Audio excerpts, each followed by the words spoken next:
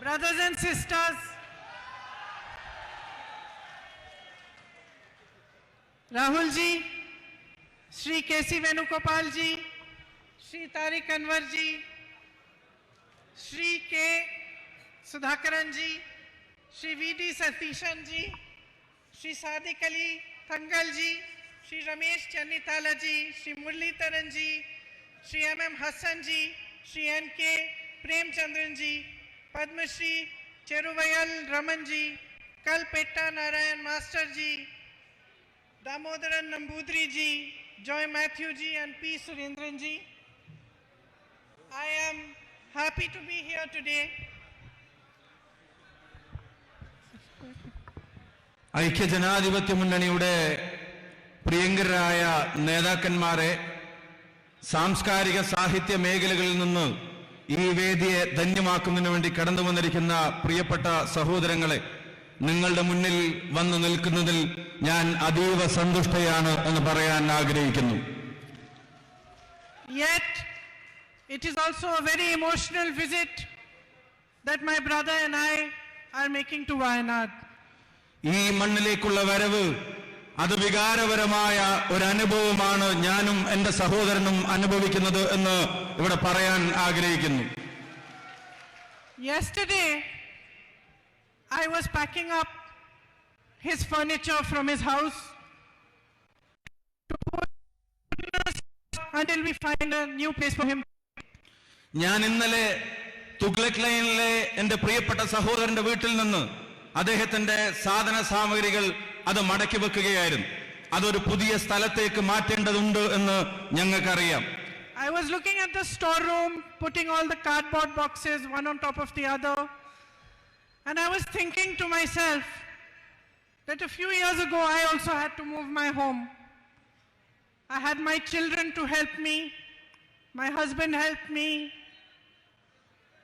I have a family of my own, and I was thinking my brother doesn't have his own children, his own wife and family to help him, even though he has the rest of us. ഏതാനും വർഷങ്ങൾക്ക് മുമ്പ് എനിക്കും ഇതുപോലൊരു അനുഭവം ഉണ്ടായിരുന്നു. ഞാൻ താമസിച്ച സ്ഥലത്ത് നിന്ന് ഞാൻ മാറി താമസിക്കേണ്ടി വന്നു. അന്ന് സാധന സാമഗ്രികൾ എടുത്തു വെക്കാൻ എനിക്ക് എൻ്റെ കുഞ്ഞുങ്ങളുടെ സഹായമുണ്ടായിരുന്നു. എൻ്റെ പ്രിയപ്പെട്ട ഭർത്താവ് എന്നോടൊപ്പം ഉണ്ടായിരുന്നു.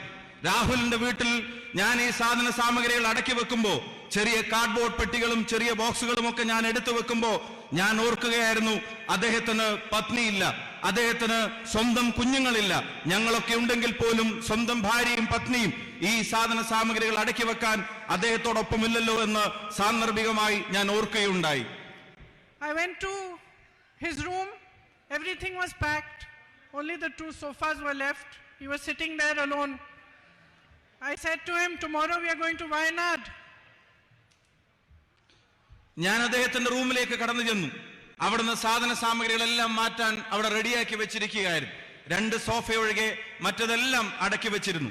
അദ്ദേഹം ഏകനായി ആ മുറിയിൽ ഇരിക്കുന്നത് ഞാൻ കണ്ടു. ഞാൻ അദ്ദേഹത്തോട് ചോദിച്ചു, നാളെ നിങ്ങൾ വയനാടിന്റെ മണ്ണിലേക്ക് പോവുകയല്ലേ എന്ന് അദ്ദേഹത്തോട് ഞാൻ ചോദിച്ചു. I said, I'm not very good at speaking in English, making speeches. So I looked at him. He answered me, don't worry. Speaking in Wayanad is the easiest. All you have to do is talk to them as if you are their family, because you are their family.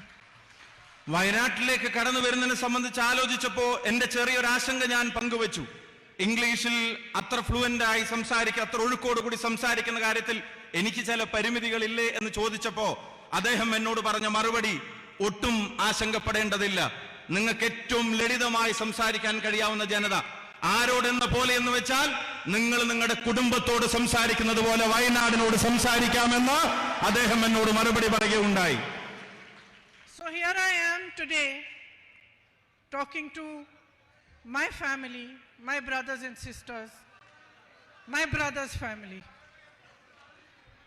അതുകൊണ്ട് തന്നെ ഞാൻ ഇന്ന് വയനാടിന്റെ മണ്ണിലുണ്ട്. എന്റെ സഹോദരിമാരോട് സംസാരിക്കാൻ, എന്റെ സഹോദരന്മാരോട് സംസാരിക്കാൻ, എന്റെ സഹോദരന്റെ കുടുംബത്തോട് സംസാരിക്കാനാണ് ഞാൻ ഇന്ന് വയനാടിന്റെ മണ്ണിലേക്ക് കടന്നു വന്നിട്ടുള്ളത്. I don't know if you remember, but one of the first times I came here during the 2019 election, I gave a speech in which I told you a lot of things about my brother which I thought people did not know. നിങ്ങളുടെ ചിന്താശലകങ്ങളിൽ ഉണ്ടോ എന്ന് എനിക്ക് അറിഞ്ഞുകൂടാ. ഞാൻ ആദ്യമായി ഈ മണ്ണിലേക്ക് കടന്നു വന്നത് 2019 എന്റെ സഹോദരന്റെ തെരഞ്ഞെടുപ്പുമായി ബന്ധപ്പെട്ട് നിങ്ങളെ കാണാൻ വന്നപ്പോ നിങ്ങളോട് സംസാരിച്ച പല കാര്യങ്ങളും അത് നിങ്ങളുടെ ഓർമ്മയിലുണ്ടാകുമോ എന്ന് എനിക്ക് നിശ്ചയമില്ല. I wanted you to know him. I wanted you to know this man who was asking for your votes, who was asking you to allow him to serve you. നിങ്ങളുടെ വോട്ടുകൾ അഭ്യർത്ഥിച്ചു വരുന്ന ഈ മനുഷ്യനെ, എന്റെ സഹോദരനെ അകവും പുറവും നിങ്ങൾ അറിയണം എന്ന് ഞാൻ ആഗ്രഹിച്ചു. നിങ്ങളുടെ വോട്ടുകൾ തേടി വരുന്ന മനുഷ്യൻ, ആ മനുഷ്യന്റെ ഉള്ള് അതെന്താണെന്ന് നിങ്ങൾ തിരിച്ചറിയണമെന്ന് അന്ന് ഞങ്ങൾ ആഗ്രഹിച്ചിരുന്നു. But today, almost 4 years later, I know that you know Rahul. ഇന്ന് 4 വർഷത്തിനിപ്പുറം തിരിഞ്ഞു നോക്കുമ്പോ എനിക്ക് ബോധ്യമുണ്ട്, എനിക്ക് വിശ്വാസമുണ്ട്, ഞാൻ മനസ്സിലാക്കുന്നു മറ്റാരേക്കാൾ നന്നായി നിങ്ങൾക്ക് രാഹുൽ ഗാന്ധിയെ അറിയാം എന്നുള്ളത് വയനാടിന്റെ മണ്ണിൽ നിൽക്കുമ്പോ എന്റെ ആത്മവിശ്വാസമാണ്. You know that he is an honest man, unafraid to speak the truth. നിങ്ങൾക്കറിയാം രാഹുൽ ഗാന്ധി സത്യസന്ധനായ ഒരു മനുഷ്യനാണ്. സത്യം ആരുടെ മുഖത്ത് നോക്കി വിളിച്ചു പറയാനും ഒരു ലേശം പോലും ഭയമില്ലാത്ത ധീരനായ ഒരു മനുഷ്യനാണ് പ്രിയപ്പെട്ട Rahul. You know that he is a brave man, undaunted by the power of those who want to silence him. നിശബ്ദനാക്കാൻ ശ്രമിക്കുന്നവരുടെ ശക്തി ഏതാണെങ്കിലും, ഏത് ഭരണകൂടത്തിന്റെ ഏത് ശക്തിയുടെ മുമ്പിലും ധീരതയോടെ സത്യത്തിനു വേണ്ടി നിലകൊള്ളാൻ കഴിയുന്ന സ്ഥൈര്യമുള്ള മനുഷ്യനാണ് പ്രിയപ്പെട്ട രാഹുൽ എന്നുള്ളത് നിങ്ങൾക്ക് ബോധ്യപ്പെട്ടു കഴിഞ്ഞിരിക്കുന്നു. You know that he is a compassionate man, always ready to hear about your life, your struggles, and to lend you a helping hand. ജീവിതത്തിന്റെ രണ്ടറ്റം കൂട്ടിമുട്ടിക്കാൻ ശ്രമിക്കുന്ന ജനതയുടെ പരിവേദനങ്ങൾ, അവരുടെ സങ്കടങ്ങൾ, അവരുടെ വിഷമങ്ങൾ അത് സഹാനുഭൂതിയോടെ കേൾക്കാൻ, നിങ്ങൾക്ക് ചെവി തരാൻ, നിങ്ങൾ ഒരാളാവാൻ എപ്പോഴും മനസ്സുള്ളൊരു നേതാവാണ് പ്രിയങ്കരനായ Rahul Gandhi. You know that he has worked hard for you. He has raised your issues, tried to resolve your problems. He has stood by you through your difficult times, and you have stood by him through his. നിങ്ങളുടെ പ്രയാസങ്ങളിൽ അദ്ദേഹം താങ്ങായി നിങ്ങളോടൊപ്പം ഉണ്ടായിരുന്നു. നിങ്ങളുടെ കഷ്ടപ്പാടുകളിൽ അദ്ദേഹം തണലായി നിങ്ങളോടൊപ്പം ഉണ്ടായിരുന്നു. ഈ നാട് നൽകിയ വോട്ടിന്റെ പേരിൽ പ്രകൃതി ദുരന്തം ഉൾപ്പെടെ വന്നിറങ്ങിയപ്പോ അതിന് നിങ്ങളോടൊപ്പം ഒരു ജനതയോടൊപ്പം നിൽക്കാൻ ആർജവത്തോടെ നിന്നൊരു ജനപ്രതിനിധിയാണ് നിങ്ങളെന്ന് അദ്ദേഹമെന്ന് ഞങ്ങൾക്ക് നല്ല ബോധ്യമുണ്ട്. അതേസമയം തന്നെ അദ്ദേഹത്തിന്റെ മുമ്പിൽ പ്രതിസന്ധികൾ തീർക്കാൻ ഭരണകൂടം ശ്രമിക്കുമ്പോഴും നിങ്ങൾ അദ്ദേഹത്തോടൊപ്പം പാറ പോലെ ഉറച്ചു നിൽക്കുന്നു എന്നുള്ളതാണ് ഈ ജനതയുടെ പ്രത്യേകത എന്നും ഞങ്ങൾ തിരിച്ചറിയുന്നു. You elected him, and now a court in Gujarat has passed a judgment after which government from parliament as your MP. ഒരു കോടതി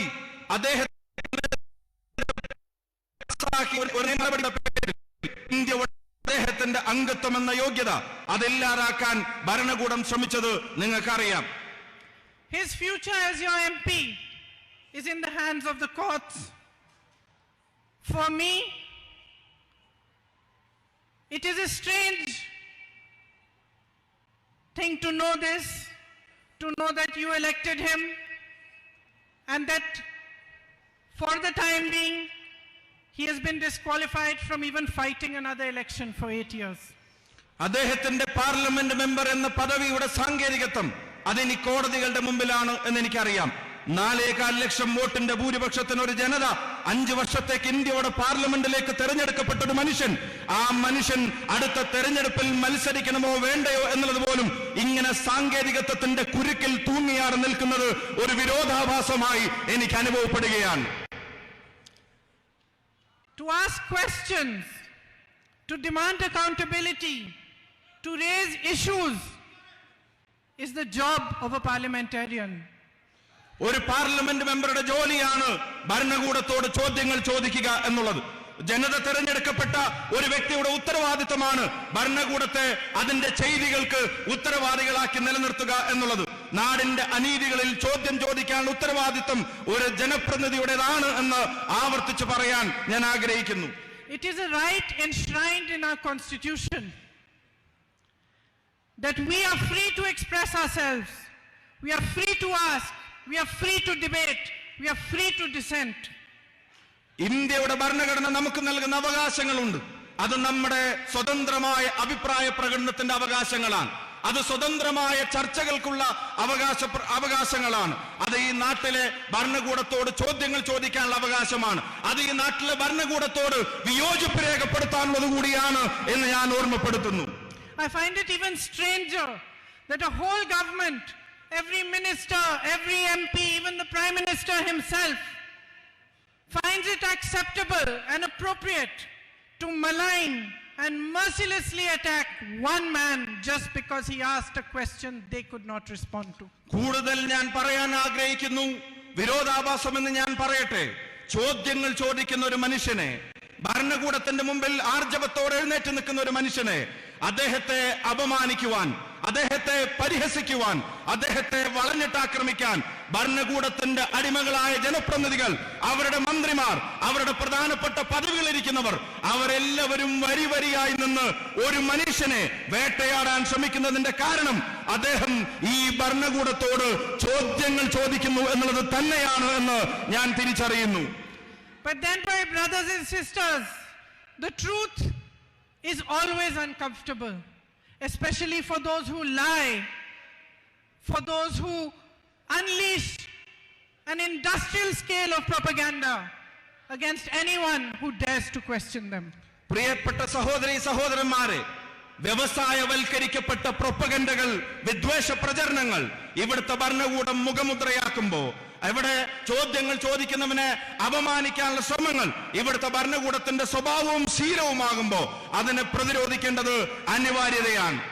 Our nation was built on the foundation of truth, of non-violence, equality and justice.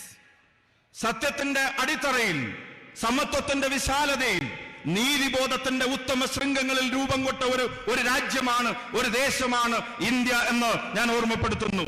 Our fight for freedom was called Satyagraha. It was a fight for truth. സത്യത്തിനു വേണ്ടിയുള്ള പോരാട്ടങ്ങൾ, ആ പോരാട്ടങ്ങളുടെ ചരിത്രമായിരുന്നു ഇന്ത്യയുടെ മണ്ണിൽ നടന്ന സത്യാഗ്രഹ സമരങ്ങൾ, നീതിക്ക് വേണ്ടിയുള്ള പോരാട്ടങ്ങൾ. The parliament, the judiciary, the media, these were institutions built to protect these freedoms.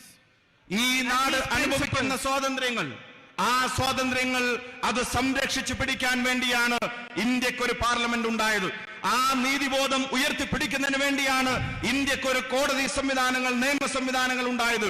അവിടെ വരുന്ന പോരായ്മകളെ തുറന്നെഴുന്നതിന് വേണ്ടിയാണ് ഇന്ത്യയിൽ ജനാധിപത്യത്തിൻ്റെതായ ഒരു മാധ്യമ സംസ്കാരത്തെ നാം കെട്ടിപ്പടുത്തിയെടുത്തത്.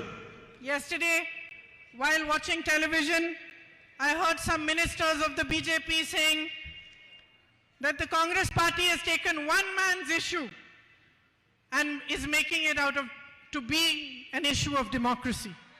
ഇന്നലെ ബിജെപിയുടെ ചില മന്ത്രിമാർ, ബിജെപിയുടെ ചില നേതാക്കന്മാർ അവർ ടിവിയിലൂടെ പറയുന്നത് ഞാൻ കേൾക്കാനിടയായി. കോൺഗ്രസ് പ്രസ്ഥാനം ഒരു വ്യക്തിയുടെ പ്രശ്നത്തെ പൊക്കിപ്പിടിച്ചു വരുന്നു, ആ വ്യക്തിയുടെ പ്രശ്നം അത് ഇന്ത്യയുടെ പ്രശ്നമാക്കി വളർത്താൻ അവർ ശ്രമിക്കുകയാണ് എന്ന് ഇന്നലെ ചില ബിജെപി നേതാക്കന്മാർ പറയുന്നത് ഞാൻ കേൾക്കാനിടയായി. It seems to me to be exactly the opposite. The entire government and the BJP are trying to turn our democracy upside down just to protect one man. His name is Gautam Adani. പക്ഷേ എനിക്ക് അനുഭവപ്പെട്ടത് മറ്റൊരു രീതിയിലാണ്. ഒരു വ്യക്തിയെ വേട്ടയാടാൻ വേണ്ടി, ഒരു വ്യക്തിയുടെ പ്രശ്നങ്ങൾ ഇന്ത്യ മുഴുവൻ ഒരു വിഷയമാക്കാൻ കോൺഗ്രസ് ശ്രമിക്കുന്നതായിട്ടല്ല എനിക്ക് അനുഭവപ്പെട്ടത് ഒരു വ്യക്തിയുടെ സംരക്ഷണത്തിന് വേണ്ടി ഇന്ത്യയുടെ പ്രധാനമന്ത്രി, ഒരു വ്യക്തിയുടെ സംരക്ഷണത്തിന് വേണ്ടി ഇന്ത്യയുടെ ഭരണകൂടം, ഒരു വ്യക്തിയുടെ സംരക്ഷണത്തിന് വേണ്ടി ഇന്ത്യയുടെ ഭരണഘടനാ സ്ഥാപനങ്ങൾ, അവരെല്ലാവരും അണിനിരക്കുന്നത് ഒരു വ്യക്തിയുടെ സംരക്ഷണത്തിന് വേണ്ടിയാണ്. ആ വ്യക്തി മറ്റാരുമല്ല, അത് ഗൗതം അദാനിയാണ് എന്ന് എനിക്ക് ബോധ്യപ്പെട്ടിരിക്കുന്നു. Our country is at a crossroads. What has happened to my brother is just a symptom. It is a symptom of how far we are down the path towards a dictatorship today. Today, the government believes that it can silence any dissent. It believes it can take our ports, our airports, even some of our defense establishments and pass them on to their businessmen friends. ജനാധിപത്യത്തിന്റെ നിർണായകമായ ഒരു നാൽക്കവലയിൽ ഈ രാജ്യം നിൽക്കുകയാണ്. ഒരു പാത എന്റെ സഹോദരൻ നയിക്കുന്ന പാതയാണ്. മറ്റൊരു പാതയിൽ നിങ്ങൾ കാണുന്നുണ്ട് ഈ രാജ്യത്തിന്റെ സ്വത്ത് സമ്പത്തുകൾ മുഴുവൻ, ഈ രാജ്യത്തിന്റെ അഭിമാന സ്തംഭങ്ങൾ മുഴുവൻ ഒരു വ്യക്തിക്ക് തീരെഴുതി കൊടുക്കുന്നത് നിങ്ങൾ കാണുന്നുണ്ട്. ആ പാതയിൽ ഇന്ത്യയുടെ തുറമുഖങ്ങൾ സ്വകാര്യ വ്യക്തികൾക്ക് കൈമാറുന്നു. ആ പാതയിൽ ഇന്ത്യയുടെ എയർപോർട്ടുകൾ അത് സ്വകാര്യ വ്യക്തികളുടേതായി മാറുന്നു. ആ പാതയിൽ എന്തിനധികം പറയുന്നു, പ്രതിരോധ രംഗത്തെ ഇന്ത്യയുടെ അഭിവാജ്യമായ അഭിമാന സ്തംഭങ്ങൾ പോലും വിൽപ്പനക്ക് വെച്ചിരിക്കുന്ന പാതയാണ് മറ്റൊരു പാതയായി നമ്മൾ കാണുന്നത്. The whole government defends a man whom they have enabled to make thousands of crores a day, but they don't defend farmers who make only 27 rupees a day. ഈ നാട്ടിൽ ഞാൻ നേരത്തെ സൂചിപ്പിച്ച ഈ ജനാധിപത്യത്തിന്റെ നാൽക്കവലയിൽ ഈ നാട് ചെന്ന് നിൽക്കുമ്പോ അത് മുഴുവൻ ഒരു സത്യത്തെ നിശബ്ദമാക്കാനുള്ള ശ്രമങ്ങൾ നടക്കുന്നു. സത്യം പറയുന്നവനെ നിരായുധനാക്കാനുള്ള ശ്രമം നടക്കുന്നു. എന്നിട്ടോ ഭരണകൂടം സംരക്ഷിക്കാൻ ശ്രമിക്കുന്നത് ആയിരക്കണക്കിന് കോടി രൂപയുടെ, ലക്ഷക്കണക്കിന് കോടി രൂപയുടെ ആസ്തിയുള്ളവന്റെ പുറകിൽ ഭരണകൂടം അവരോച്ചാനിച്ച് നിൽക്കുമ്പോ ഇന്നാട്ടിൽ ഒരു ദിവസം കേവലം 27 രൂപ മാത്രം വരുമാനം വെച്ച് ഒരു ദേശീയ ശരാശരിയിൽ ഒരു കർഷകൻ ജീവിക്കുമ്പോ ആ കർഷകന്റെ താല്പര്യത്തെ സംരക്ഷിക്കാൻ ഒരു ഭരണകൂടത്തെയും നമ്മൾ കാണുന്നില്ല എന്നുള്ളതാണ് ഏറ്റവും ഖേദകരമായ സാഹചര്യം. Our soldiers stand at the borders ready to sacrifice their lives while Mr. Adani subcontracts to Chinese businesses. ഈ നാടിന്റെ അതിർത്തി കാക്കുന്നവൻ, ഈ നാടിന്റെ അതിരുകളിൽ രാജ്യത്തിന്റെ സുരക്ഷയ്ക്ക് വേണ്ടി പോരാടുന്നവൻ, അവന്റെ ജീവൻ ത്യജിക്കാൻ ചൈനയുടെ അതിർത്തികളിൽ പോരാടാൻ തയ്യാറായി നിൽക്കുമ്പോ അവിടെ ചൈനയ്ക്കും അദാനിക്കും വേണ്ടി ഈ ഗവൺമെന്റ് ഒത്താശ ചെയ്തു കൊടുക്കുന്ന കാഴ്ചകൾ നമ്മൾ കണ്ടു നിൽക്കേണ്ടി വരികയാണ്. Our Prime Minister feels responsible to defend Mr. Adani, but he feels no responsibility towards the people of India. അദാനിയെ സംരക്ഷിക്കാൻ, അദാനിയുടെ ഉത്തരവാദിത്തങ്ങൾ നിറവേറ്റാൻ ഇന്ത്യയുടെ പ്രധാനമന്ത്രിക്ക് സമയമുണ്ട്, താല്പര്യമുണ്ട്. പക്ഷേ ഈ രാജ്യത്തെ ജനതയുടെയും അതിന്റെ കാവൽ ഭടന്മാരുടെയും രാജ്യത്തിന്റെ പട്ടാളക്കാരുടെയും ഉത്തരവാദിത്തങ്ങൾ നിറവേറ്റാൻ പ്രധാനമന്ത്രിക്ക് താല്പര്യവും സമയവുമില്ല. This government believes that it owns India, but India belongs to you, my brothers and sisters. ഈ സർക്കാരും അതിന്റെ അധികാരത്തിൽ ഇരിക്കുന്നവരും കരുതുന്നത് ഇന്ത്യ അവരുടെ തറവാട്ട് സ്വത്താണ് എന്നുള്ളതാണ്. പക്ഷേ ഇന്ത്യ നിങ്ങളുടേതാണ്, ഈ സഹോദരന്മാരുടേതാണ് എന്ന് ഞാൻ ആവർത്തിച്ച് പറയാൻ ആഗ്രഹിക്കുന്നു. Standing here today, I ask you, each one of you and all those watching, put India first now. എന്റെ മുന്നിലിരിക്കുന്ന മുഴുവൻ സഹോദരന്മാരോട്, ഞങ്ങളെ കേൾക്കുന്നവരോട്, ഞങ്ങളെ കാണുന്നവരോട് വിനീതമായി ഞാൻ അഭ്യർത്ഥിക്കുന്നു, എല്ലാ വ്യക്തി താല്പര്യങ്ങൾക്കും അപ്പുറത്ത്, എല്ലാ സ്വകാര്യ താല്പര്യങ്ങൾക്കും അപ്പുറത്ത് ഇന്ത്യയുടെ താല്പര്യം ഒന്നാമതാവാനുള്ള തീരുമാനം നമ്മൾ എടുക്കേണ്ട സമയം അതിക്രമിച്ചു കഴിഞ്ഞിരിക്കുന്നു. When the institutions are failing to be checks and balances for the government, it is our job, the people of India's job, to become the check and balance for this government. ജനാധിപത്യ സംവിധാനങ്ങളുടെ സന്തുലിതാവസ്ഥ നഷ്ടപ്പെടുന്ന ഒരു സാഹചര്യത്തിൽ അവയെ സംരക്ഷിക്കാൻ ഭരണഘടനാ സ്ഥാപനങ്ങൾ ദയനീയമായി പരാജയപ്പെടുമ്പോ, അവർ വെറും നോക്കുകുത്തികളാകുമ്പോ ഈ നാടിന്റെ ജനാധിപത്യ ബോധത്തെ സംരക്ഷിക്കാനുള്ള ഉത്തരവാദിത്വം ഇന്ത്യയുടെ ജനതയുടെ മേലെ വന്നു ചേരുകയാണ്, നമ്മുടെ മേലിൽ അത് വന്നു ചേരുകയാണ്. Aren't you tired of watching the Prime Minister change costumes every day and having no change in your own lives, having no future to think of? There are jobs required. The government is doing nothing about it. Prices are soaring.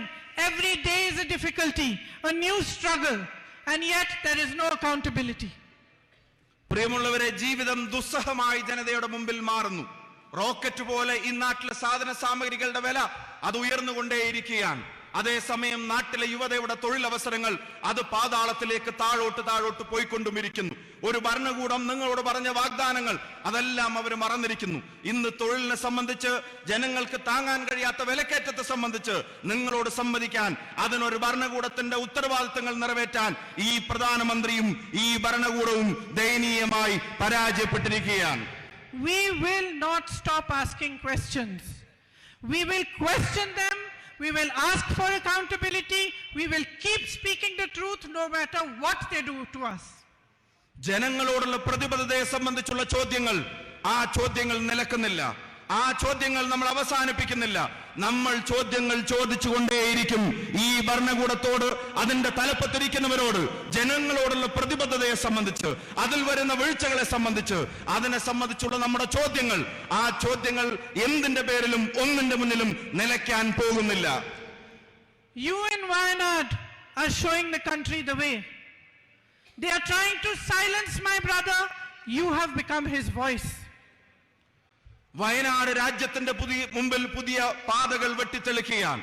നിശബ്ദനാക്കാൻ, Rahul ഗാന്ധിയെ നിശബ്ദനാക്കാൻ ഭരണകൂടം ശ്രമിക്കുമ്പോ, അദ്ദേഹത്തെ നിരായുധനാക്കാൻ ഭരണകൂടം ശ്രമിക്കുമ്പോ, അദ്ദേഹത്തിന്റെ ശബ്ദമായി വയനാടിന്റെ ജനത ഇന്ന് മാറിയതുപോലെ രാജ്യം ഒന്നടങ്കം ആ ശബ്ദം ഏറ്റെടുക്കും.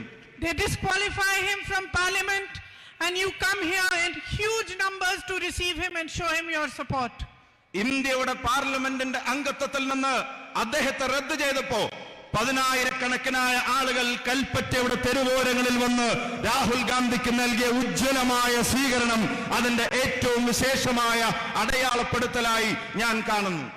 They ask him to leave his home and thousands of you open your houses and urge him to take them to stay in your own homes.